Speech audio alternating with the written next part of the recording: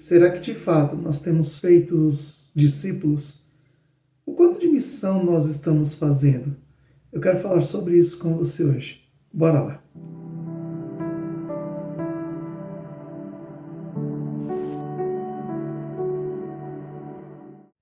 Graças e paz, queridos, bem-vindos ao Devocional Pregai.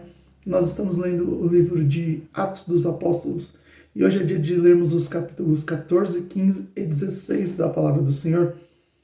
E eu quero falar um pouquinho sobre a vida de Paulo e quão missionário maravilhoso Paulo foi. Vamos ler aqui então Atos dos Apóstolos, no seu capítulo 14, do versículo 1 ao versículo 7. A palavra do Senhor diz assim: Em Icônio, Paulo e Barnabé também foram à sinagoga judaica e falaram de tal modo que muitos creram, tanto judeus como gentios. Alguns dos judeus não creram, porém incitaram os gentios e envenenaram a mente deles contra Paulo e Barnabé. Ainda assim, os apóstolos passaram bastante tempo ali, falando corajosamente da graça do Senhor, que confirmava a mensagem deles, concedendo-lhes poder para realizar sinais e maravilhas. Com isso, o povo da cidade ficou dividido. Alguns tomaram partido dos judeus e outros dos apóstolos. Então, um grupo de gentio, judeu e seus líderes resolveram atacá-los e apedrejá-los. Quando os apóstolos souberam disso, fugiram para a região da Licaônia, para as cidades de Listra e Derbe e seus arredores, e ali anunciaram as boas novas. Amém? Olha só o que está acontecendo.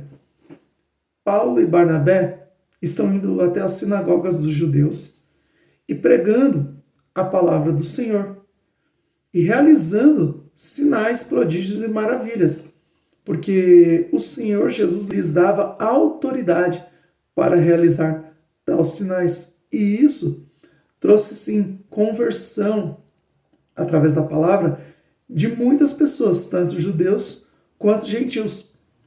Só que, mesmo vendo os sinais, alguns dos judeus não se convertiam.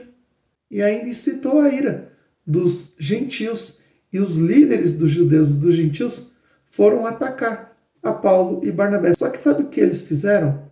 Saíram daquela região e foram pregar em outro lugar. Por que isso? Porque aquele povo que recebeu a palavra do Senhor de bom grado já havia se convertido. E eles descem para Derbe.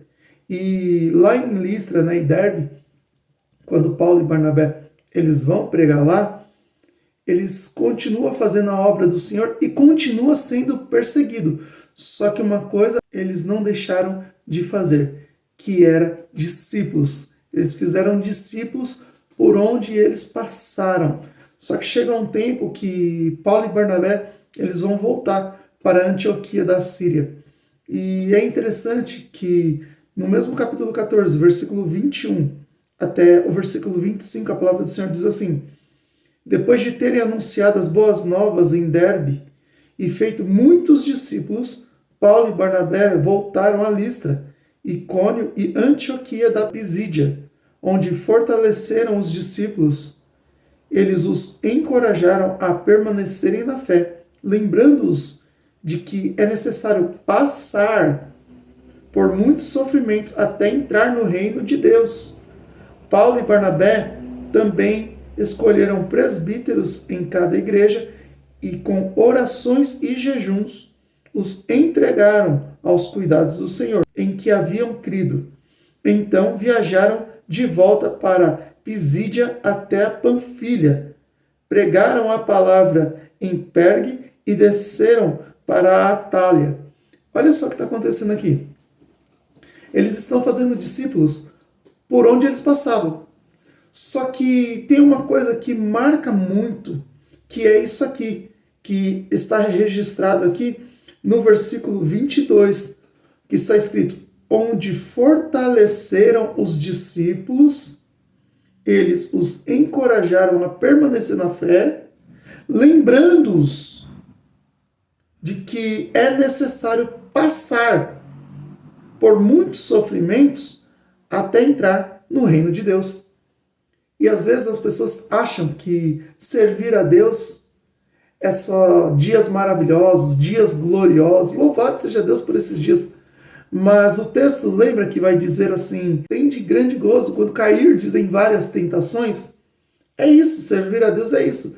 Há momentos em que nós vamos ser perseguidos, sim. E nós precisamos permanecer na fé, para que assim nós possamos entrar no reino, na glória de Deus.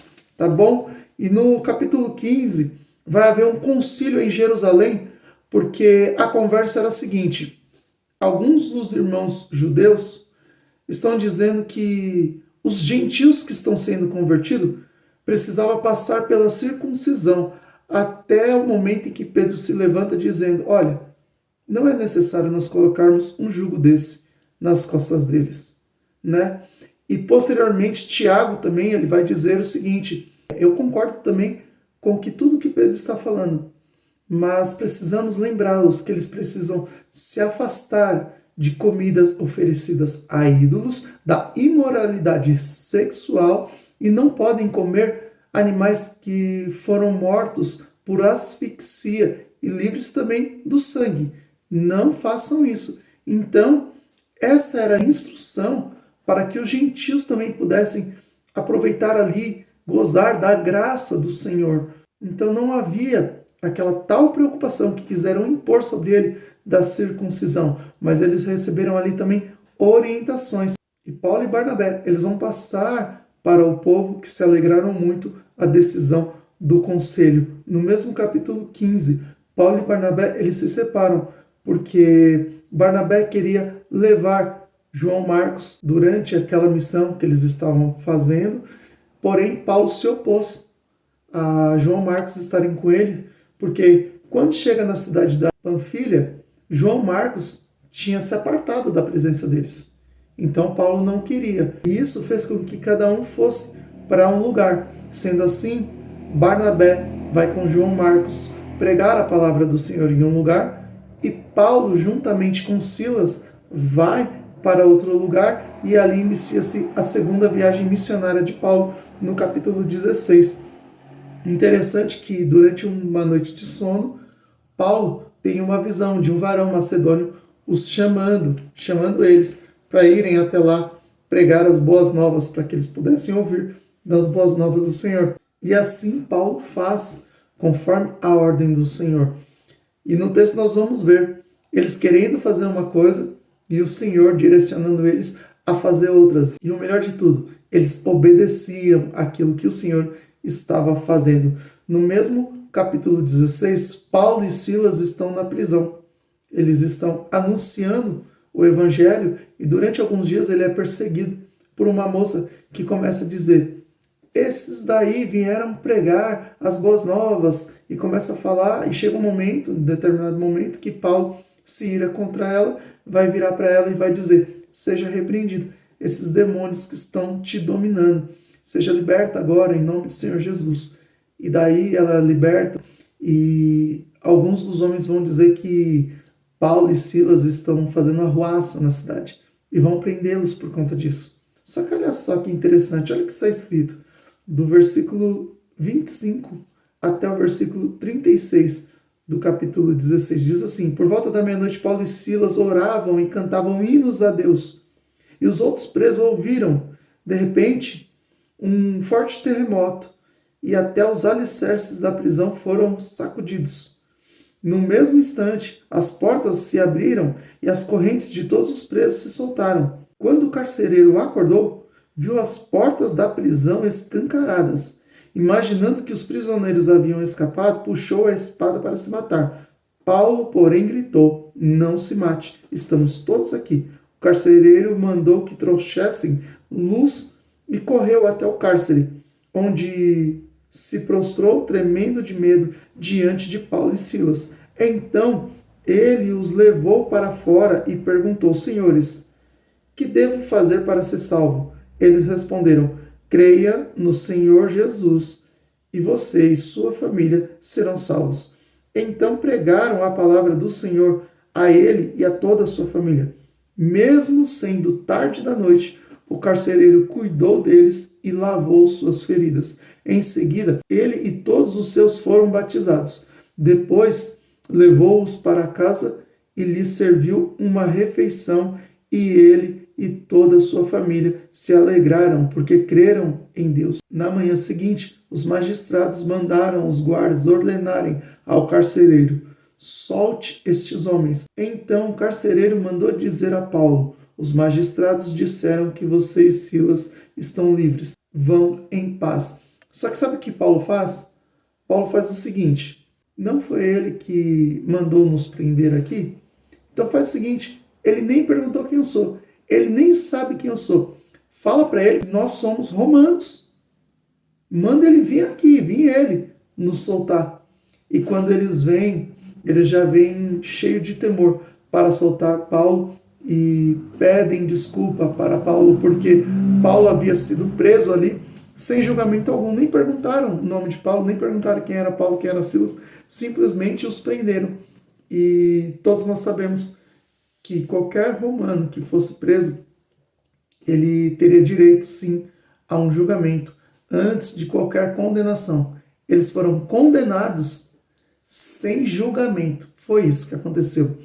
Mesmo Paulo passando por tudo isso que ele passou, por onde ele passou, ele não deixou de fazer discípulos. E daí eu volto à pergunta do início. Será que estamos de fato fazendo os discípulos? Será que estamos de fato fazendo missão? Porque por onde quer que passarmos em missão, precisamos fazer discípulos. Olha tudo que Paulo passou e mesmo assim ele não esmoreceu em nenhum momento. E isso aqui fica claro, este exemplo de homem de Deus, a qual sim nós podemos observar e seguir. Amém? Que Deus te abençoe e fique na paz do Senhor Jesus.